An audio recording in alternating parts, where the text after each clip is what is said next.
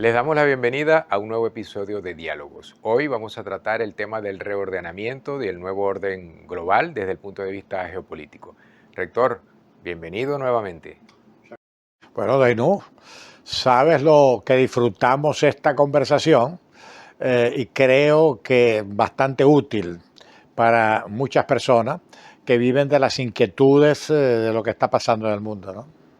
El doctor Ángel Lombardi fue rector de la Universidad del Zulia y de la Universidad Católica Cecilio Acosta, historiador y analista político. Con él vamos a tocar este tema tan interesante para el cual, a continuación, el contexto. Estados Unidos ya no dicta las reglas globales sin oposición. Múltiples escenarios de conflicto en el mundo son la noticia del día, como la rivalidad estratégica de Estados Unidos con China, guerra comercial y tecnológica en el Indo-Pacífico. La Unión Europea, para contrarrestar la invasión rusa a Ucrania, le ofrece apoyo militar y económico. También busca reducir su dependencia energética y tecnológica de Rusia y China. Por otra parte, Rusia usa la energía como arma geopolítica. Hay una estrecha cooperación estratégica con China para evadir sanciones y desafiar a Estados Unidos. La OTAN reavivó su presencia a partir de esta invasión rusa a Ucrania. Nuestro tema de hoy, en Diálogos. El tema que nos compete hoy, el reordenamiento global, el nuevo orden mundial. A partir de la Segunda Guerra Mundial, de la Primera Guerra Mundial, Estados Unidos tuvo una preponderancia como potencia mundial, pero eso en los últimos años ha ido cambiando y hay nuevos escenarios en el ajedrez geopolítico. ¿Nos puede contextualizar esta situación? Ya la fórmula, diríamos, filosófica del cambio fue definida hace más de 2000 años, 2500 años, Heráclito. Todo fluye. O sea, la vida por definición es cambio. A pesar de que los seres humanos buscamos estabilidad, pero el tiempo no se para. Entonces, en el orden político y geopolítico, el cambio siempre ha estado presente en la historia humana. De hecho, a nivel escolar, cuando enseñábamos o enseñamos la llamada historia universal, estábamos enseñando realmente la historia de los imperios. Egipcios, persas, griegos, asirios, romanos, España, Portugal, Inglaterra, así que, y los imperios tienen, ciclos, más largos, más cortos de aparición, dominio, primacía o hegemonía y decadencia. Y eso está bastante estudiado. Entonces, Estados Unidos no es una excepción. O sea, Estados Unidos es una potencia que emerge como potencia con la Primera Guerra Mundial, el año 14-18. Ellos intervienen tardíamente en la guerra, pero fueron decisivos. Entonces ya ahí queda como un protagonista de tú a tú con el Imperio Británico, con el Imperio Ruso, en fin. Después, la Segunda Guerra Mundial, otra vez Estados Unidos se convierte en el factor determinante en el desenlace victorioso de la Segunda Guerra Mundial, con la derrota de la Alemania nazi, la Italia fascista y el Imperio japonés. Y en el Pacífico realmente el principal protagonista fue Estados Unidos, directamente. Entonces, ya desde el año 46 se puede hablar de la República Norteamericana como una república imperial, que tiene presencia e importancia global. Pero también consecuencia de la Segunda Guerra Mundial, su competidor fue el otro triunfador de la Segunda Guerra, que fueron los rusos, que ya no era Rusia, sino la Unión Soviética, bajo el control bolchevique, el control comunista. Bueno, esa competencia la vimos entre 1946 y 1991, que es cuando colapsa la Unión Soviética. Entonces, por más o menos 20 años, finales del siglo XX y primera década del siglo XXI, Estados Unidos aparece como la potencia hegemónica, sin contrapeso. Y de ahí salen libros como, por ejemplo, uno muy publicitado de Francis Fukuyama, El fin de la historia. Bueno, triunfó el capitalismo, triunfó los Estados Unidos y ya no hay competencia. Bueno, eso es un error, porque ya en el 2015, 2020, China, que venía creciendo económicamente de manera acelerada desde el año 1973, precisamente con la apertura y en alianza con los Estados Unidos, ya comenzando el siglo XX, es una potencia económica de tú a tú con los Estados Unidos. De hecho, hoy, 2025, la producción manufacturera en todos los órdenes de China supera ampliamente a la norteamericana. Cuando terminó la Segunda Guerra Mundial, Estados Unidos representaba el 50% de la manufactura mundial.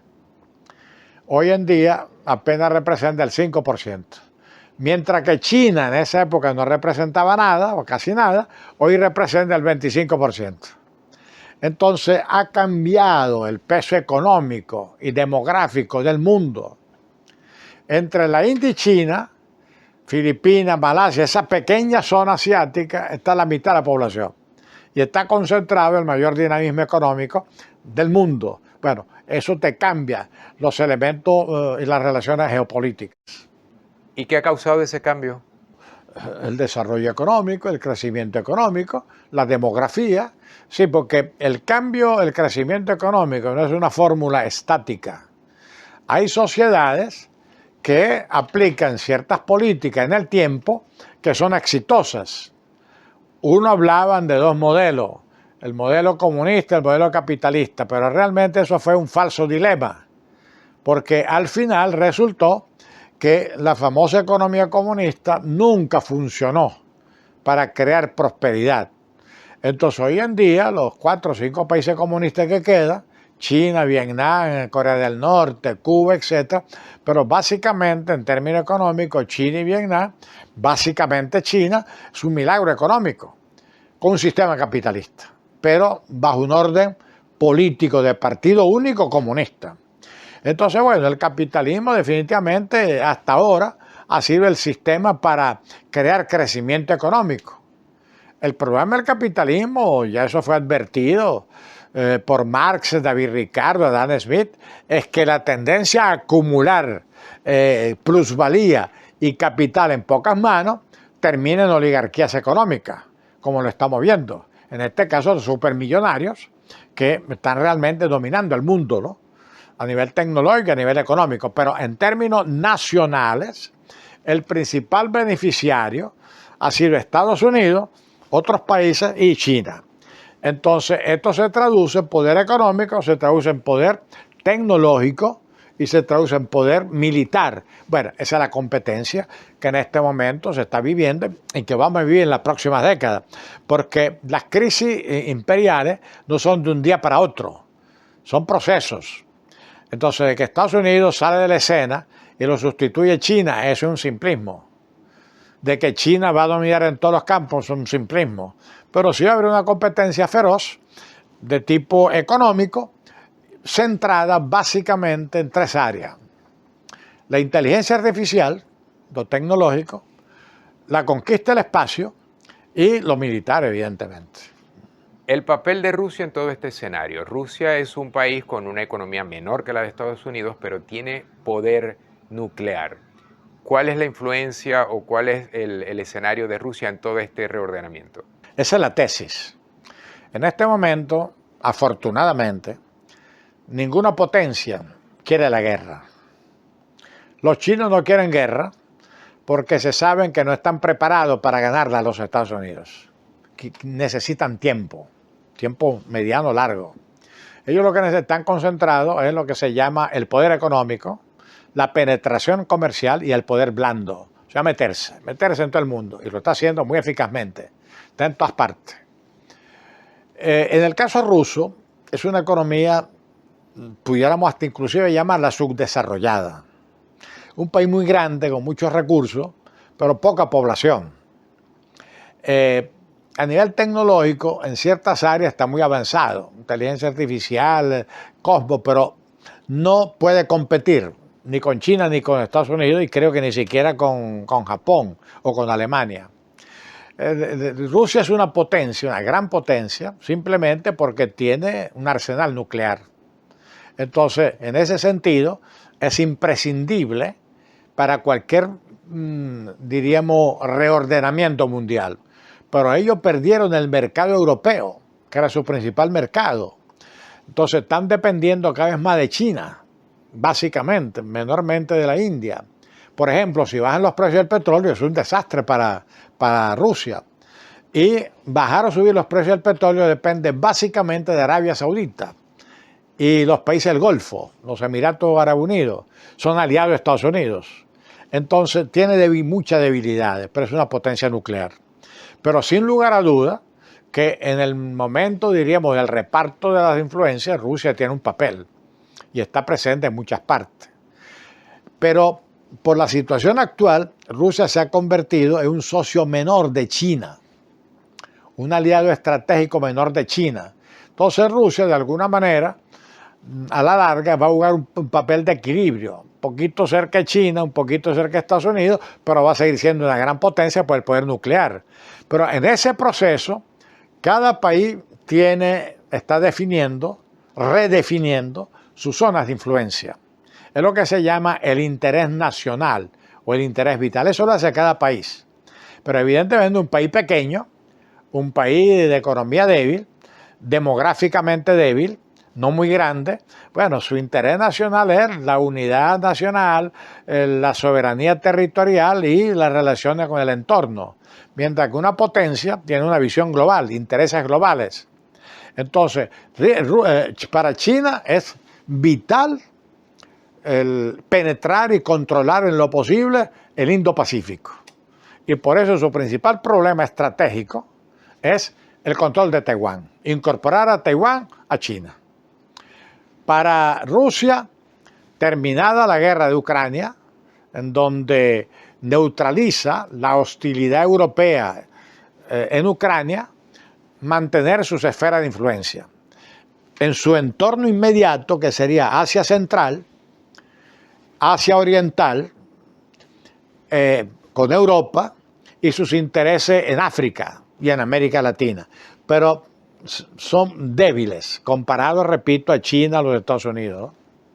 Inclusive Inglaterra tiene más intereses globales que Rusia, siendo un país ya en decadencia y con menor poder económico y nuclear. ¿Tiene la Unión Europea las posibilidades de ser algún contrapeso o sencillamente sigue siendo un mercado? La Unión Europea, ese es el punto, no es un Estado unido, no son estados federados o confederados, sino son 27 países que mantienen su autonomía política, son estados nacionales, pero a nivel económico es una potencia, pero una potencia que está muy ligada a los intereses norteamericanos. De hecho, sí, es un aliado natural, pero políticamente no es una potencia porque son 27 estados. Y cada país a veces difiere en su visión geopolítica y en sus intereses nacionales, no europeos. Y por eso Estados Unidos, entonces, su estrategia de redimensionamiento, su primera prioridad, primero las relaciones con China, con Rusia, con los europeos, pero eso lo está haciendo vía aranceles, economía y presencia militar, más de 800 bases militares. Y le da prioridad al Indo-Pacífico, evidentemente. Pero entonces hay un concepto que están manejando que llaman la fortaleza americana, es decir, el hemisferio occidental. Entonces, toda esta política norteamericana, diseñada hace tiempo, pero que viene ejecutando Trump y el movimiento MAGA, es fortalecerse en mi continente. Entonces, ¿qué significa fortalecerse en mi continente? Primero, fronteras seguras. Ellos tienen dos fronteras seguras, el Pacífico y el Atlántico. Siempre han tenido esa gran ventaja geopolítica. Tienen al norte Canadá, un país grande en territorio y en recursos, pequeño en demografía y totalmente o casi totalmente dependiente de Estados Unidos. Y además muy afín, muy homogéneo culturalmente. Ahí no hay problema. y además los canadienses tienen buen control de su emigración y su movimiento fronterizo. El problema de ello entonces es la frontera sur. Pero la frontera sur hay que verla no como una frontera solamente terrestre, o sea, la frontera, el borde mexicano, porque ese borde mexicano, ¿cómo lo están manejando desde hace tiempo? El muro y control rígido del paso fronterizo. Fíjate que se acabó el fenómeno del Darién, se acabó el fenómeno de las marchas de migrantes que entraban a Estados Unidos, ilegales, etc. Entonces, en este momento, pues Estados Unidos está desarrollando una política de fortalecimiento y seguridad fronteriza con estos precisos parámetros, ¿no? Y esa brutal persecución interna, que a mi juicio es casi una limpieza étnica, en donde está sacando ilegales, está sacando, pero sacándolo de manera fuerte, abusiva, está sacando presuntos delincuentes y está sacando a mucha gente que ellos consideran que son indeseables. Casi siempre gente de color, hay racismo, gente de color, etcétera, pero bueno, están depurando, diríamos, de alguna manera, el control interior de los emigrantes, ¿no? Eso lo están logrando y lo van a lograr. ¿Vamos hacia un mundo polarizado, que se mantendría así, o un mundo multipolarizado? No, multipolar, sin lugar a dudas, por las razones que hemos explicado. Es decir, Estados Unidos en ciertos ámbitos va a mantener primacía, pero no hegemonía. Y entonces se está peleando la primacía y la hegemonía en ciertos espacios. África va a ser un territorio disputado por todos, las potencias. Asia igual.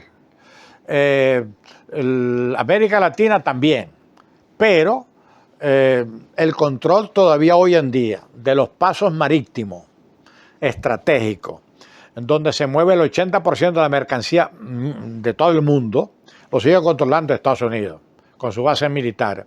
La competencia va a ser estratégica en inteligencia artificial y cosmo, como ya he dicho, poderío nuclear y poderío militar. Bueno, pues es un proceso en donde en este momento y por cierto tiempo, a nivel de grandes potencias, no veo un conflicto directo entre ellos, sí, indirecto, a través de ciertas regiones. Por consiguiente, vamos hacia un mundo multipolar. Pero hay que construir la estructura jurídica, política de ese mundo multipolar, porque las instituciones multipolares que se crearon después de la Segunda Guerra Mundial ya no están siendo tan eficientes. Rector, muchísimas gracias por su tiempo. Bueno, esperamos las preguntas y ojalá estemos ayudando en el interés colectivo en estos temas que son tan importantes y que nos afectan a todos, ¿no?